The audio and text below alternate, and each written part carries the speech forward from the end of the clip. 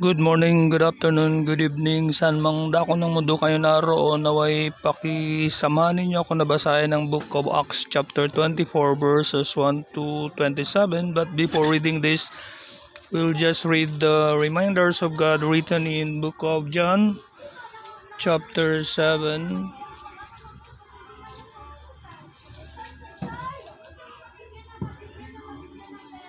Chapter 7 verse 16. Jesus answered them and said, "My doctrine is not mine, but his that sent me." Sinagot nga sila ni Jesus at sinabi, "Ang turo ko ay hindi akin, kundi doon sa nagsugo sa akin. If any man will do his will, he shall know of the doctrine, whether it be of God or whether I speak of myself." Kung ang sinumang tao ay nag-iibig gumawa ng kanyang kalooban, ay makikilala niya ang turo kung ito'y sa Diyos o kung ako'y nagsasalita na mula sa aking sarili. And in 1 Corinthians chapter 14 verse 37, "If any man think himself to be a prophet or spiritual, let him acknowledge that the things that I write unto you are the commandments of the Lord." Kung iniisip nino man na siya'y propeta o ayon sa Espiritu, ay kilalanin niya ang mga bagay na sa inyo ay isinusulat ko na pawang utos ng Panginoon. Now let's read new commandments o utos ng Panginoon written in the book of Proverbs chapter 28 verse 9. "He that turneth away his ear from hearing the law, even his prayer shall be abomination." Siyang naglalayo ng kanyang pakinig sa pakikinig ng kautusan, maging ang kanyang dalangin ay karumaldumal. And in 2 Timothy chapter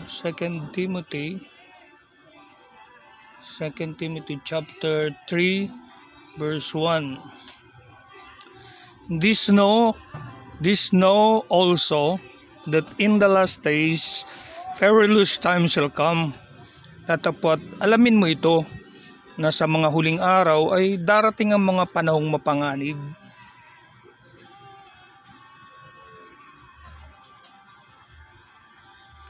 And in James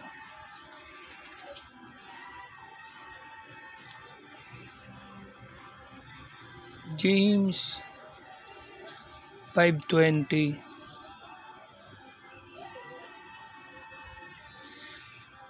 "Let him know that he which converteth the sinner from the error of his way shall save a soul from death, and shall hide a multitude of sins." Ang utos po dito ay let him know. Ay alamin nito na ang nagpapabalik loob ng isang makasalanan mula sa kamalian ng lakad niya ay magliligtas ng isang kaluluwa sa kamatayan at magtatakip ng karamihang kasalanan. And in 2 Timothy again, 2 Timothy chapter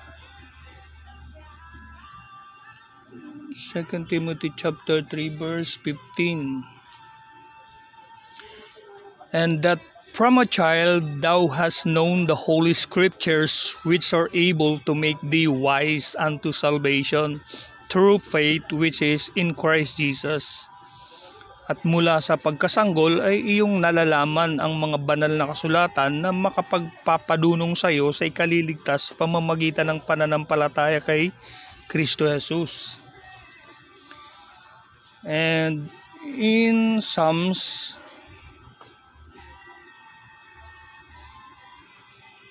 chapter 100 verse 3,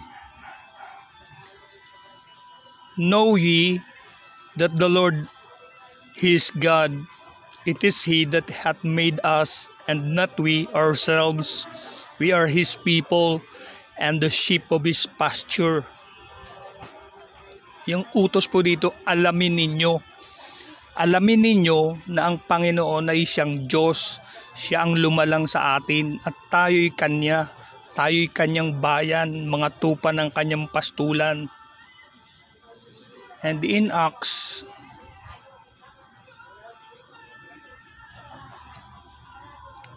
chapter 17, verse 28. For in Him we live and move and have our being, as certain also of your own poets have said, for we are also His offspring. Sapagkat sa Kanya, tayo'y nangabubuhay at nagsisikilos at mayroon tayong pagkatao, na gaya naman ng sinabi ng ilan sa inyong sariling mga manunula, sapagkat tayo na may sa Kanyang lahi. And in Jeremiah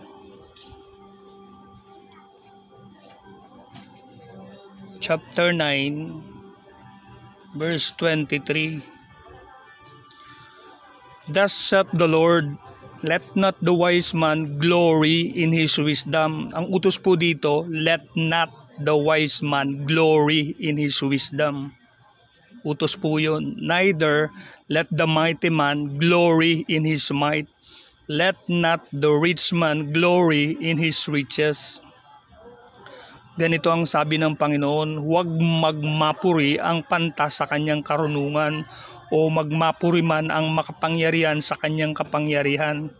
Huwag magmapuri ang mayaman sa kanyang kayamanan, but let him that glorieth glory in this, that he understandeth and knoweth me, that I am the Lord which exercise loving kindness, judgment, and righteousness in the earth.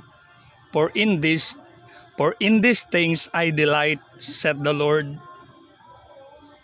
And 1 John 1:3-22.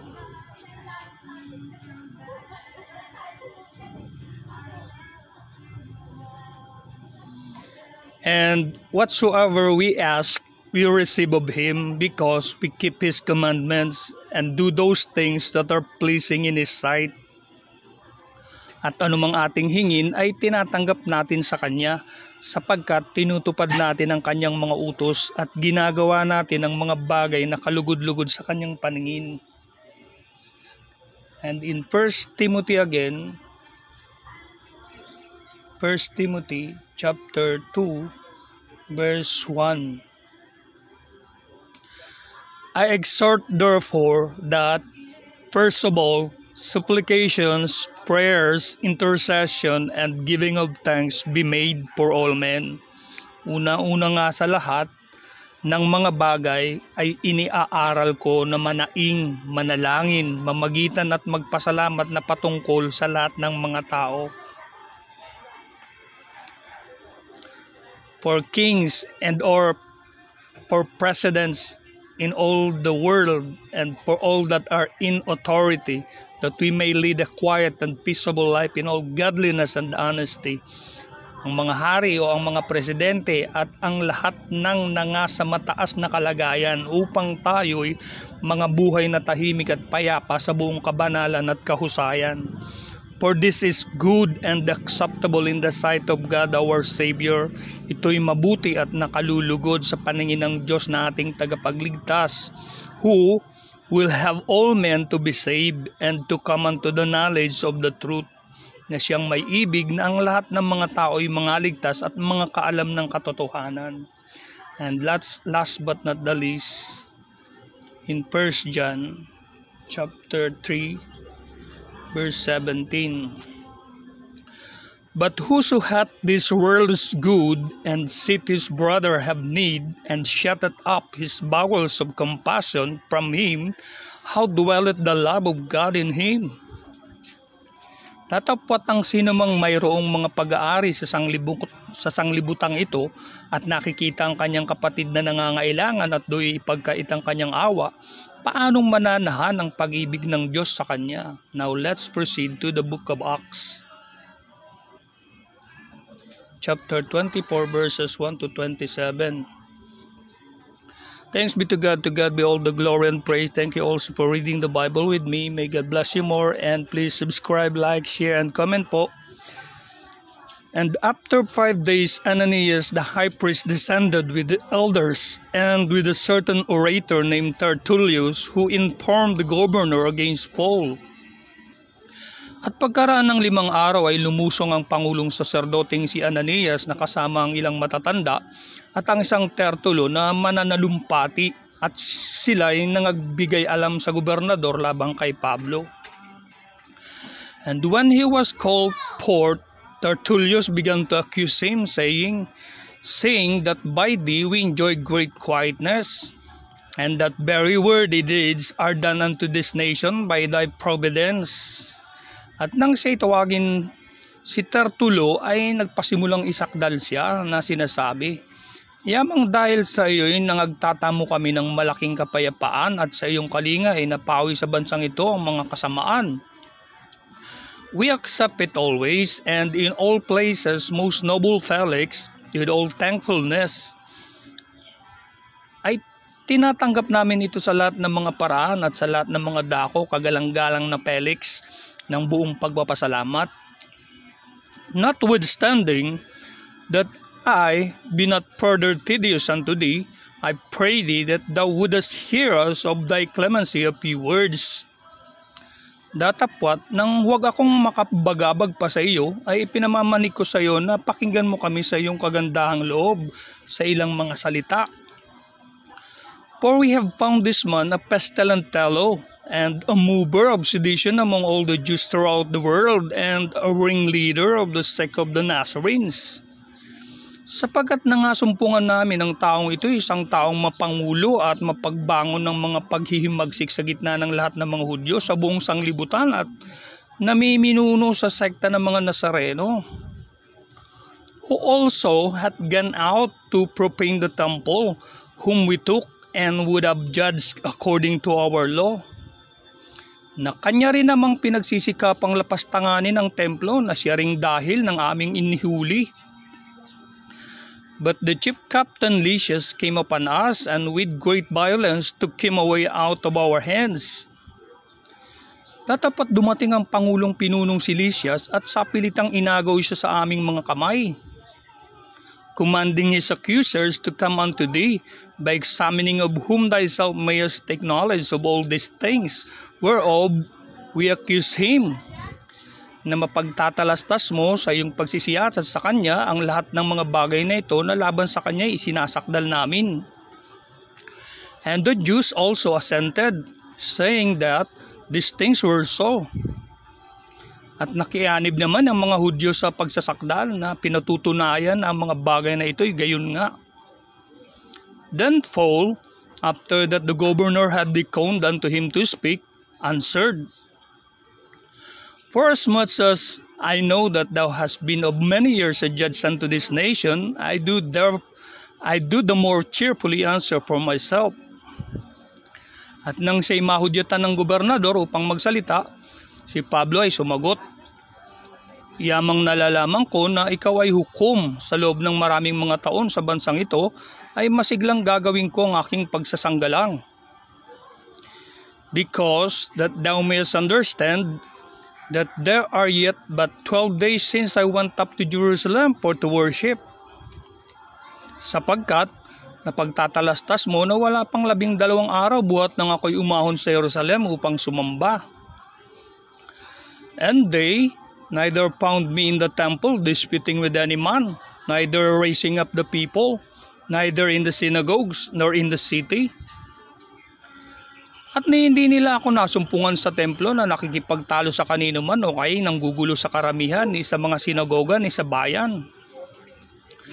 Neither can they prove the things whereof they now accuse me. Ni hindi rin mapatutunayan nila sa iyo ang mga bagay na ngayon kanilang isinasakdal laban sa akin. But this I confess unto thee, that after the way which they call heresy, so worship I the God of my fathers, believing all things which are written in the law and in the prophets. Ngunit ito ang ipinahayag ko sa iyo, na ayon sa daan ng Na ayon sa daan na kanilang tinatawag na sekta, ay gayon ang paglilingkod ko sa Diyos ng aming mga magulang na sinasampalatayanan ang lahat ng mga bagay na alinsunod sa kautusan at nangasusulat sa mga propeta. And have hope toward God, which they themselves also allow, that there shall be a resurrection of the dead, both of the just and the unjust. Na may pag-asa sa Diyos, na siya rin namang hinihintay nila, na magkakaroon ng pagkabuhay na maguli ng mga ganap at gayon din ng mga di ganap. And herein do I exercise myself, to have always a conscience void of offense toward God and toward men. Na dahil nga rito, lagi rin akong nagsasanay upang magkaroon ng isang budhing walang kapaslangan sa Diyos at sa mga tao. Now, after many years, I came to bring alms to my nation and offerings. At nang makaraan nga ang ilang mga taon, ay naparito ako upang magdala ng mga limos sa aking bansa at ng mga hain. Whereupon, certain Jews from Asia found me purified in the temple, neither with multitude nor with tumult. Na ganito nila ako nasumpungang pinalinis sa templo, na walang kasamang karamihan, wala ring kaguluhan, datapat mayroon doong ilang mga Hudyong galing sa Asya, who ought to have been here before thee, and object, if they had aught against me, na dapat magsiparito sa harapan mo at mangagsakdal kung may anumang laban sa akin. Or else let this same here say, if they have found any evil doing in me while I stood before the council, o kaya'y ang mga tao ring ito ang magsabi kung anong masamang gawa ang nasumpungan nila nang ako'y nakatayo sa harapan ng Sanhedrin, except it be for this one voice that I cried standing among them, touching the resurrection of the dead, I am called in question by you this day. Maliban na sa isang tinig na ito na aking isinigaw nang nakatayo sa gitna nila tungkol sa pagkabuhay na maguli ng mga patay, ako'y pinaghahatulan sa harapan ninyo sa araw na ito. And when Felix heard these things, having more perfect knowledge of that way, he deferred them and said, when Lysias the chief captain shall come down, I will know the uttermost of your matter. Tatapat si Felix na may lalong ganap ng pagkatalastas tungkol sa daan, ay pinagpaliban sila na sinasabi, paglusong ni Lysias na Pangulong Kapitan ay pasisyahan ko ang inyong usap. And he commanded a centurion to keep Paul and to let him have liberty, and that he should forbid none of his acquaintance to minister or come unto him. At iniutos niya sa centurion na siya'y turuan at siya'y pagbigyang loob at huwag ipagbawal sa kanino mang mga kaibigan niya na siya'y paglingkuran. And after certain days, when Felix came with his wife Drusilla, which was a Jewess, he sent for Paul and heard him concerning the faith in Christ.